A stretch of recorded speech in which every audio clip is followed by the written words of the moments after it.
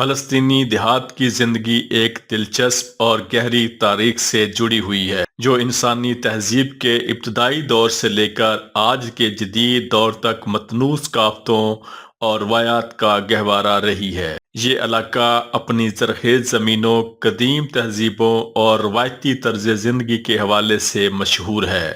فلسطینی دیہات کا تاریخی پس منظر دنیا کی قدیم ترین تہذیبوں سے منسلک ہے۔ یہ علاقے بحیرہ روم کے مشرقی کنارے پر واقع ہے جو ایک زمانے میں مختلف تہذیبوں کا مرکز رہے ہیں۔ یہاں قدیم کنعانی تہذیب، فلسطی اور دیگر سامی قوموں کی آبادیاں رہی ہیں۔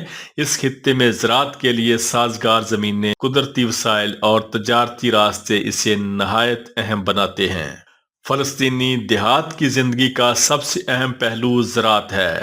یہاں کی زمینیں زیتون، انگور، انجیر، گندم اور دیگر اجناس کے لیے مشہور ہیں۔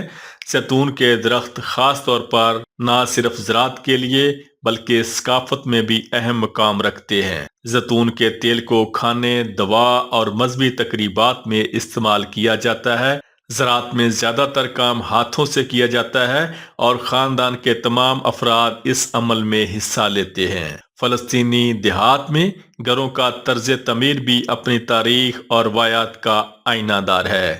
زیادہ تر گھر پتھروں سے بنائے جاتے ہیں جن کی چھتیں چپٹی ہوتی ہیں۔ گھروں کے صحن میں اکثر ایک کنواں ہوتا ہے جہاں سے پانی حاصل کیا جاتا ہے۔ فلسطینی دیہات میں ثقافت اور روایات زندگی کے ہر پہلو میں چھلکتی ہیں۔ شادی، پیدائش اور موت جیسی تقریبات روایتی گیتوں، رقص اور کھانوں کے ساتھ منائی جاتی ہیں۔ دبکا، روایتی رقص اور لوک گیت یہاں کی ثقافت کا اہم حصہ ہیں۔ رمضان کے مہینے میں دیہات میں خاص جوش و خروش دیکھنے کو ملتا ہے۔ افطار کے وقت دیہاتی لوگ اکٹھے ہو جاتے ہیں اور روایتی کھانے جیسے کبا، زیتون اور لبن کے ساتھ افطار کرتے ہیں۔ دیہاتی زندگی میں تعلیم کا حصول محدود وسائل کے باوجود اہمیت رکھتا ہے۔ مقامی اسکولوں میں بچے بنیادی تعلیم حاصل کرتے ہیں جبکہ لڑکیوں کو اکثر دستکاری اور گھریلو کام کاج سکھائے جاتے ہیں۔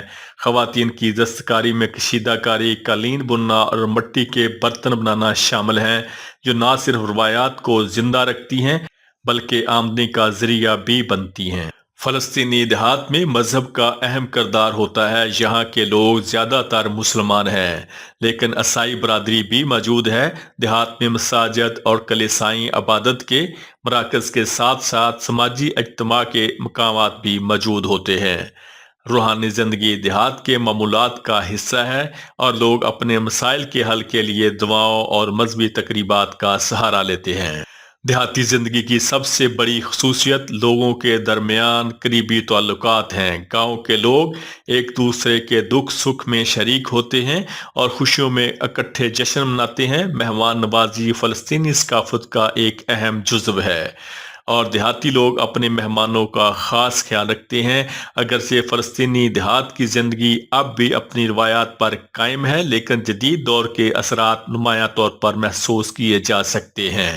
موبائل فونز، ٹی وی اور دیگر جدید سہولتوں نے دیہاتی زندگی کو بدل کر رکھ دیا ہے۔ نوجوان نسل دیہات چھوڑ کر شہروں کی طرف جا رہی ہے لیکن بزرگ نسل اب بھی روایات کو زندہ رکھنے کی کوشش کر رہی ہے۔ فلسطینی دیہات ماحولیاتی مسائل سے بھی دوچار ہیں۔ پانی کی کمی، زمین کی زرخیزی میں کمی اور قدرتی وسائل کی قلت زراعت پر منفی اثر ڈال رہی ہے۔ اس کے علاوہ سیاسی اور سماجی مسائل بھی ہیں جو دیہات کی زندگی کو متاثر کرتے ہیں۔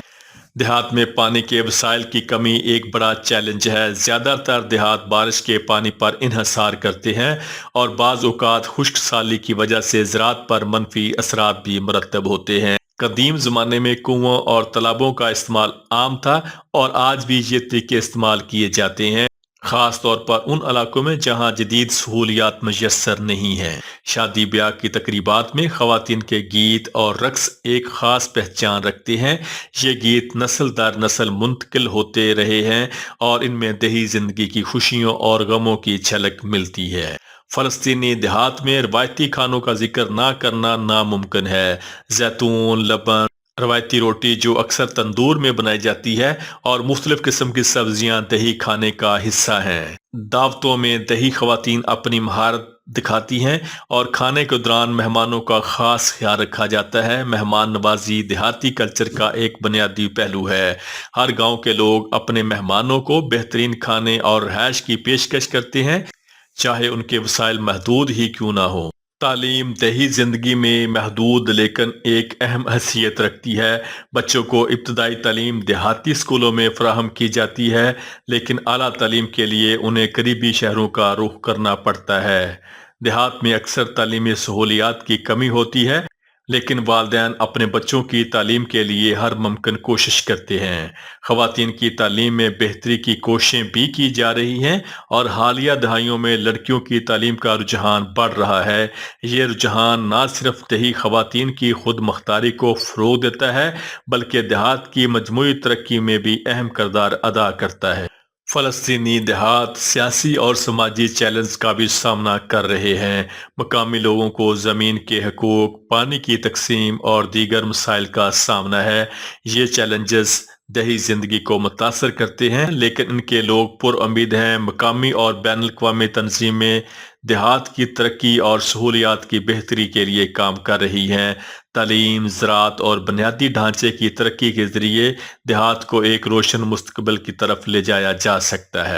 فلسطینی دیہات کی زندگی ایک منفرد اور دلچسپ کہانی سناتی ہے جو سادگی، محبت اور محنت سے بھرپور ہے۔